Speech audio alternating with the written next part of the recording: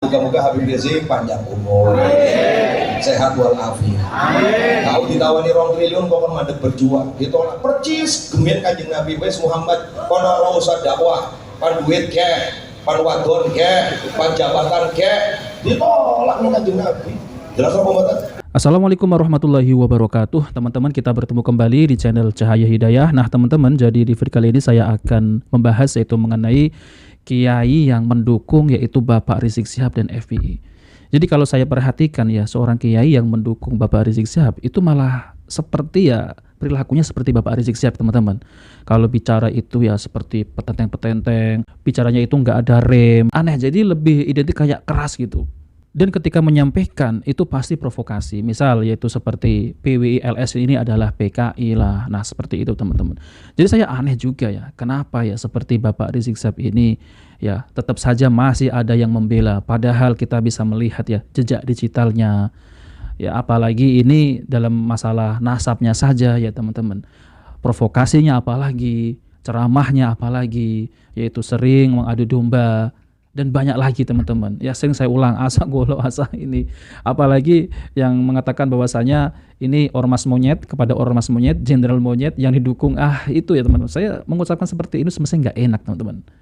Saya paham ya, bicara seperti ini tuh bicara yang tidak baik, ya tidak berakhlak gitu, apalagi yang berbicara ini mengaku sebagai keturunan baginda Nabi Shallallahu Alaihi Wasallam.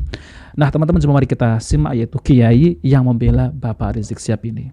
Alhamdulillah, Murai Apik, alhamdulillah, polisi TNI Bupati ini yang dukung pengajian, alhamdulillah. Terus gampang kalau harus nolak pengajian berarti, kalau kiai nolak berarti kiai, ustad nolak berarti ustad, sama besi nolak pengajian berarti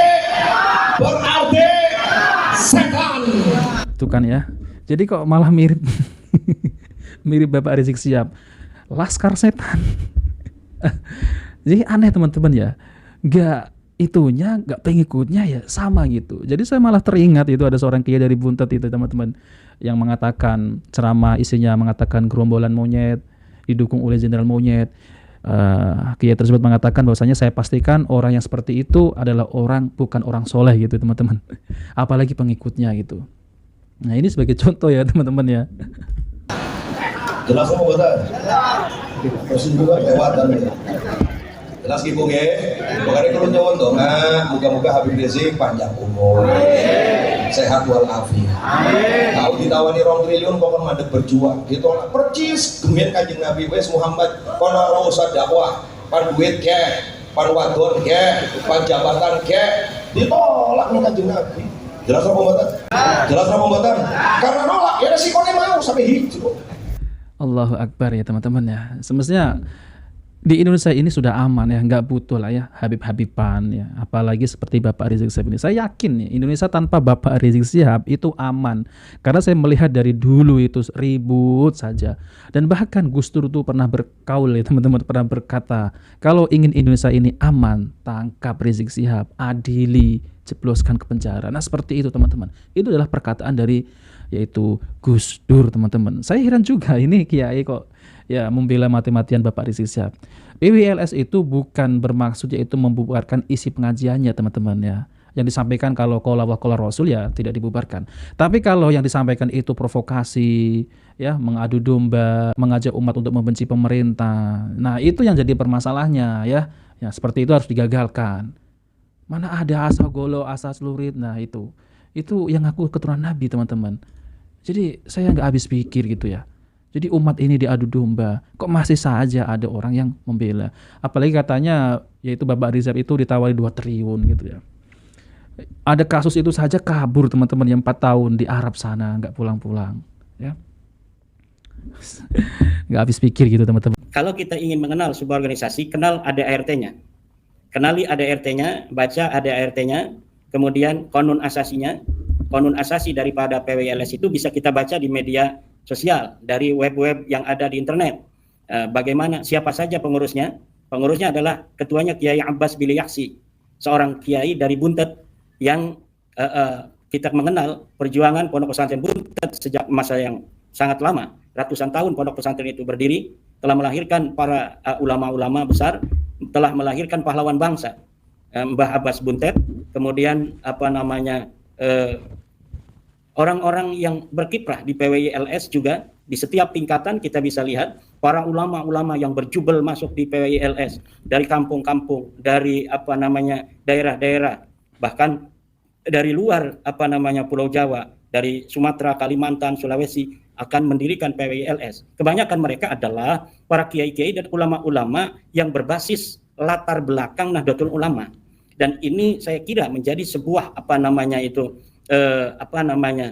sebuah berita gembira sebenarnya, kita boleh katakan demikian, bahwa masyarakat Nahdlatul Ulama yang biasanya itu hanya menggunakan taklid dan husnudzon, hari ini sudah mulai naik ke level yang kedua dalam bagaimana cara berpikir, yaitu mulai menggunakan apakah ini rasional apa tidak, apakah ini logis atau tidak. Perkembangan itu bisa kita lihat misalnya tentang sejarah terbentuknya Nahdlatul Ulama, di mana saya baca dalam sebuah platform hari ini atau kemarin, ada seorang cucu Mbah Khalil Bangkalan itu mempertanyakan kisah tentang Mbah Khalil sendiri dengan metodologi penelitian yang sama dengan yang saya lakukan, yaitu menggunakan sumber primer dan sumber sekunder. Beliau mempertanyakan apa betul terjadi peristiwa tongkat dan tasbih di dalam pembentukan Nahdlatul Ulama, di mana titi mangsa munculnya cerita atau kisah tentang adanya tongkat dan tasbih itu hanya dimulai tahun 1980, sementara pendirian Nahdlatul Ulama 1926.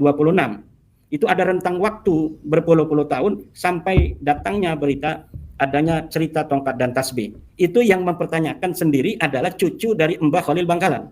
Saya kira ini adalah sebuah perkembangan positif dari masyarakat kita, masyarakat Nahdlatul Ulama, tentang bagaimana cara pandang kita dalam beragama.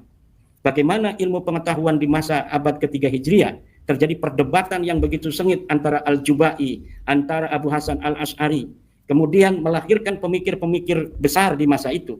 Bagaimana perdebatan dalam fikih antara murid-murid Abu Hanifah dengan Imam Syafi'i misalnya, itu kemudian melahirkan perkembangan ilmu pengetahuan fikih yang luar biasa pada masa-masa berikutnya.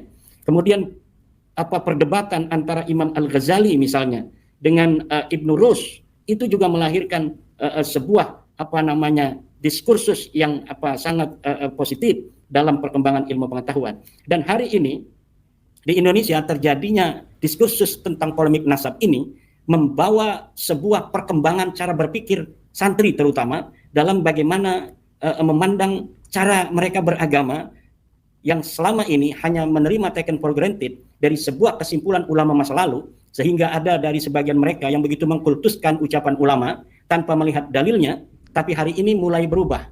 Dan apa yang sebenarnya hari ini terjadi, daripada mensucikan sebuah teks dari ucapan ulama tanpa ingin mengetahui dalilnya, itu sebenarnya tidak sehat di dalam cara beragama, karena ini tidak dicontohkan oleh para ulama-ulama kita di masa lalu, di mana ulama-ulama kita masa lalu dalam beragama, dalam menentukan sebuah kesimpulan ilmiah, mereka taruh dalil-dalil mereka di meja-meja ilmu pengetahuan, meja-meja perdebatan ilmiah, untuk kemudian diolah sedemikian rupa, diadu dalilnya, sehingga yang akan keluar itu betul-betul adalah sebuah kesimpulan yang sangat kokoh. Nah, sementara beberapa dekade yang lalu kita hanya beragama, membaca sebuah kitab fikih, kemudian kita menerima apa adanya.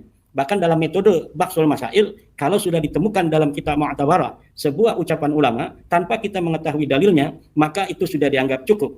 Tetapi saya kira ini memang memerlukan proses, dan sekarang ini adalah starting point kita untuk melangkah ke lebih cara beragama yang lebih rasional, lebih logis, tapi tetap al-muhafadzah al-qadimis salih wal akhdu bil jadidil aslah. Dan kalau di level PBNU memang sudah berjalan, tapi di level-level di bawah Bahsul Masail di tingkat pondok pesantren atau di tingkat MBC memang ini belum ada. Kalau di level PBNU sudah berjalan lama hal-hal yang ilmiah semacam itu, tetapi di level bawah ini saya kira perlu untuk semakin digalakan cara berpikir yang ilmiah semacam itu. Nah, teman-teman yang dimuliakan Allah Subhanahu wa taala, jadi itulah ya penjelasan mengenai Habib Pahlawi oleh Kiai Imaduddin Al-Bantani. Jadi seperti ini teman-teman ya. Kenapa ya ada seorang yang masih membela Habib Pahlawi? Karena mereka itu masih meyakini bahwasanya Pahlawi ini adalah zuriat baginda Nabi sallallahu alaihi wasallam. Nah, itu teman-teman yang pertama. Nah, yang kedua, mereka itu sudah terdoktrin, sudah lama terdoktrin, yaitu ucapan-ucapan yang disampaikan oleh Habib Ba'lawi. Nah, maka itu sulit yaitu mereka untuk melepaskan yaitu doktrin-doktrin dari Habib Ba'lawi. Jadi apa yang mereka lihat, apa yang mereka sampaikan seperti Bapak Rizik Syihab itu, ya semua mereka anggap benar gitu teman-teman. Apalagi perkataan dari Bahar bin Smith itu malah lebih parah ya teman-teman. Dan apalagi pengikutnya juga ya suka gitu. Yang anehnya, kenapa ya orang-orang yang ngaku memiliki, yang anehnya kenapa orang-orang yang ngaku ulama, yang ngaku cucu Nabi, zuriat Nabi, tapi bicaranya, nah katanya revolusi akhlak, tapi bicaranya yang disampaikan ngeri banget teman-teman ya. Naudzubillah. Saya juga heran gitu teman-teman ya. Kok masih saja itu ada orang yang masih membela mati-matian. Padahal sudah terbukti ya mereka itu secara kitab nasab, kitab sezaman, filolog dan tes DNA, mereka itu bukan zuriat baginda Nabi Sallallahu Alaihi Wasallam. Apalagi ceramahnya yaitu sering memprovokasi, mengadu domba, mencaci maki pemerintah dan lain-lain. Naudzubillah ya teman-teman. Nah, oke teman-teman, jadi itu saja yang sampaikan. Kita bertemu di video berikutnya. Jika video bermanfaat jangan lupa like dan subscribe di channel Cahaya Hidayah. Wabillahi taufiq wal hidayah. Wassalamualaikum warahmatullahi wabarakatuh.